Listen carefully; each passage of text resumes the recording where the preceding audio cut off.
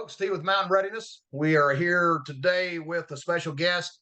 Um, this individual has started her own school recently, uh, has a book out, and the backstory is just phenomenal in the survival world. Without further ado, this is Wanda Friday. Wanda, welcome to our little show.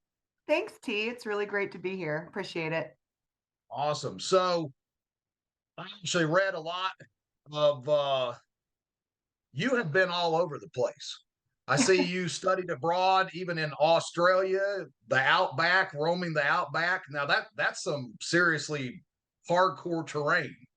It is. Uh, how did you end up in Australia? Just offhand. Well, believe it or not, I did a program through the Royal Melbourne Institute of Technology. And it was a study abroad program when I was at George Mason University, where there was about 15 American students traveled to Australia. And we spent about 3 months in the outback. We were camping. We spent time with the Aboriginal communities, studying the traditional ways in which they survive in such a harsh climate. We also got a chance to tour Uluru, which is known as Ayers Rock, and the Olgas, and some other really what are considered sacred sites to the Aboriginal people. So That yeah, is it's an amazing that is trip. If you ever get a I would chance. say, yeah, I've never been to Australia. I'd love to go.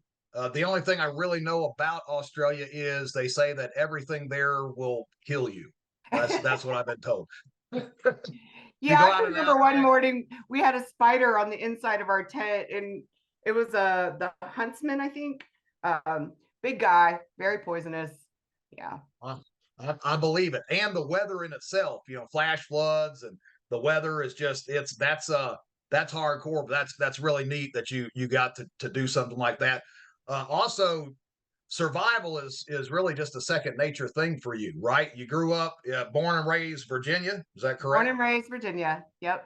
All the way, and you live this life. It is, a lot of people they take the classes and learn the survival skills, but it was just a natural thing for you. You grew up homesteading and hunting and fishing, and right.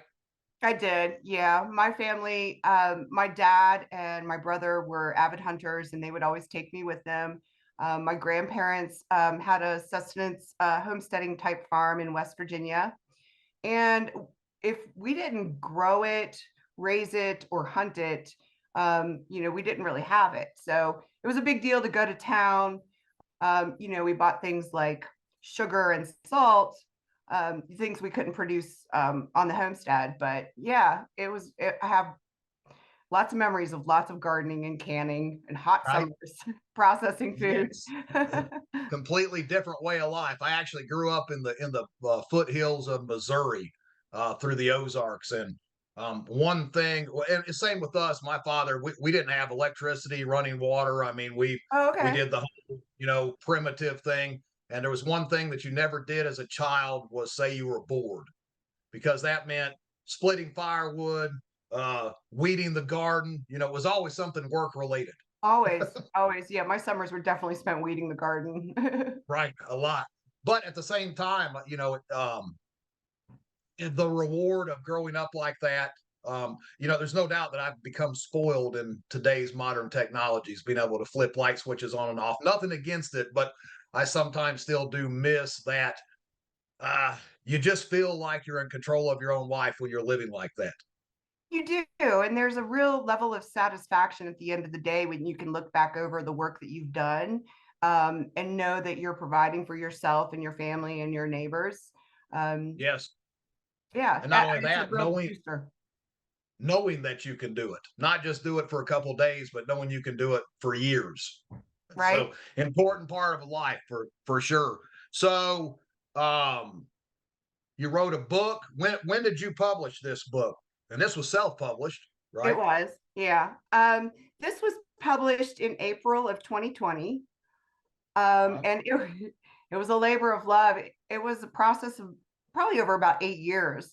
William and I gathered everything that we knew and just started making notes and in the evenings, Put it we'd just together. talk and I'd type and we'd write and Right. And mhm. you can tell it is definitely a labor of love, the time that you put into it. Survival tips, tricks, and traps. There's the book. Have been reading it. Very good. Has a lot of the intro stuff, but you get into the more in-depth stuff as well. Mhm. I think it's for good for anyone and everyone as far as reading.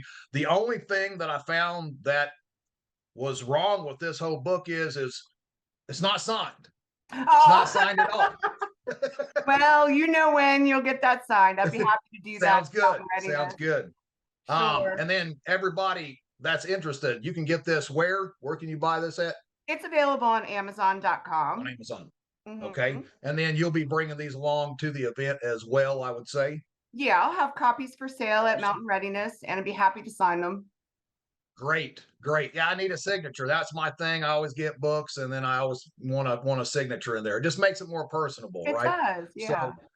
So at Mountain Readiness, you're going to be doing an intro to survival, and then the other will be women's workshop. Tell Yeah. us about what everybody can expect of those classes.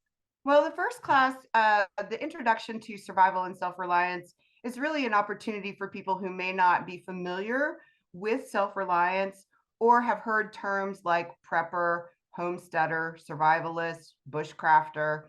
And I want to really define those and explain to people how each um, approaches survival and self-reliance. And even I'll talk a little bit about indigenous cultures and the approaches they have culturally. And the elements of survival are the same throughout all of those groups. We all need shelter, water, food, protection. So I'll go through all of those things, and also what we'll do in that time is we'll talk about where and how people are living now, whether you're living in the city or if you're in the suburbs or a rural environment, and start to look at what skills and resources do you need to start bringing into play to become more self-reliant. Um, and I don't subscribe to any given scenario of why you might need these skills or have, items stored and stocked or whatever. But it's inevitable. These things are what our great grandparents and our grandparents did. It was normal to be stocked up, to be prepared, to know how to start a fire, how to cook over fire, just a plethora of things. So as we're going through the class and talking about where people are, we'll look at different resources that apply more so to maybe a suburban household than a rural household. And we'll start to highlight some of the classes that are going to be given over the weekend. And Right. really, I hope folks can leave that class with a real sense of direction of like, okay, I'm really interested in this skill set. So I'm going to go take these classes this weekend, you know. Um, Right. so we're going to just kind of And give then a real overview. now I also see that you guys, you and actually Kevin are quite busy this year traveling, We are. which is great. Uh, One thing that we wanted to do with Mountain Readiness is not only just bring all of you guys together, educators to teach, but to give people options after the fact, right? So as you're traveling around, I mean, you're offering your school, people can come to your school, and you guys are traveling to different places as well all throughout the year. We are. Yeah. One of the projects that Kevin Blackburn of Leeson Strategic and I are doing is a series of wilderness weekend workshops. May, June, and July. There's a weekend each month where we're taking students out into a primitive camping situation. And Nice. people can come to the basic class, they can come to the intermediate, or they can come to the advanced, or they can come to all three and get a discount if they want to come to all three. All that information is at Gemini Survival School on Facebook and Awesome. Leeson And we will Strategic. put and we will definitely put all those links there for everybody to check out. And that's so important is not just buy the book and do a couple days is don't just stop there, continue that education, because Mhm. just like you said, our grandparents, our forefathers, this is what they did. What we are living in this day and age is not normal. This is looked at as normal, but it's not normal. This is not normal. What they did was normal. Hundreds and hundreds and thousands of years of normal. We've just made it not normal in this day and age. Right. Really, only in the last 100 years have we been so reliant on power and infrastructure that's outside of our control. Yeah. Right. And that infrastructure, just everything else out of the equation, that infrastructure that is aging and failing, right?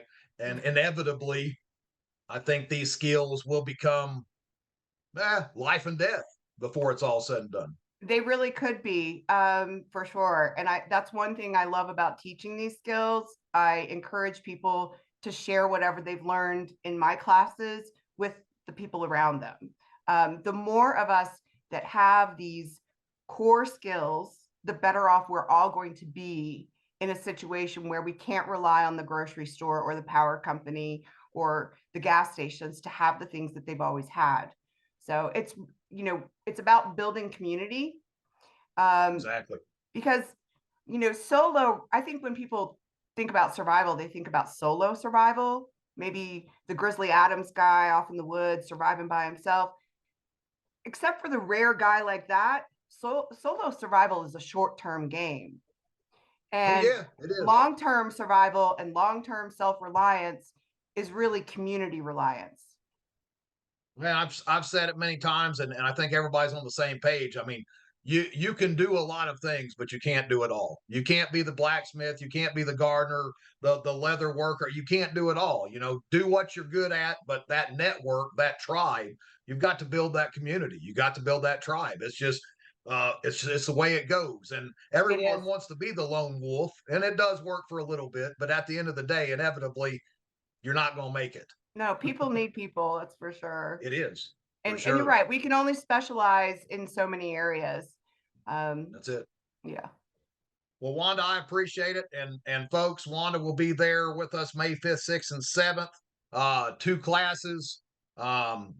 Check her out. Get the book. The book, bring it with you. Get the book and bring it with you so she can sign it for you. Two classes, and then look her up, Gemini Survival School. Plan ahead for all these classes her and Kevin are going to be doing. But I appreciate your time with us today. Oh, thanks, Um, T. you bet, and a vast amount of knowledge that you got. We appreciate you coming and sharing that with us, because I mean, Yeah. you've literally dedicated your life, to survival and self-reliance. So we appreciate you. Looking forward to it. May 5th, 6th, and 7th. We'll see you guys Can't there. wait. I can't wait. It'll be great. Thank you, Thanks. T. Bye-bye. Bye now.